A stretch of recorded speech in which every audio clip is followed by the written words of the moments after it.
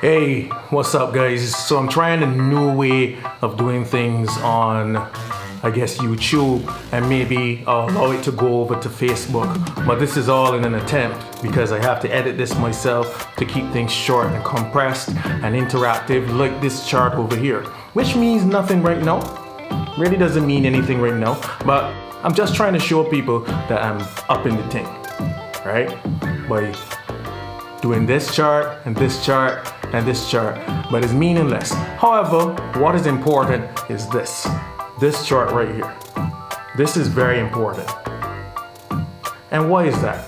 Well, this is the amount of time or the amount of losses that were experienced by, or that was experienced by, the stock market over the last week as a result of renewed fears about coronavirus, especially after it really made its presence felt in Italy, of all places, the United States of America, less so, but also because of some deaths of some high-profile persons like Iranian ministers.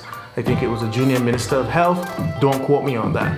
The stock market has lost an immense amount of wealth over the last few days. And it's really got me thinking, because I was a bit laissez-faire about this disease, that maybe we still might be overreacting, but then I'm not a medical professional. And who am I to defy the following facts right here? The fact is, number one, supply shortages because people are not going to work. Number two, basically nobody wants to invest where supply is short. And number three, well, if you don't have people because they're renewed and in worse fears surrounding death, possible death of persons. The disease is spreading possibly as fast as SARS, but it's not as fatal as SARS just based on percentages. But nonetheless, the fact is that it has spread in a way that people are going to fear the long-term potential of this virus. Luckily, health authorities around the world, especially in Asia, reacted very quickly when SARS became a very possible global threat. And it's not to say that we are not acting quickly with respect to this new corona strain that is out there. But we still don't really understand it yet, but it's spreading. And I'll tell people this straight up. Yes, we should be concerned. And yes, mathematically, I do hope, and it might sound very, very impassionate. No, I'm not. But, I'm really not. But I really do hope, that, the math plays out, that people will see better days, that economies will see better days, that societies will see better days, and we can work past this and learn our new lessons. But this has the potential to shut down countries. I mean, like Barbados, for instance, where we depend on tourism and we depend on imports.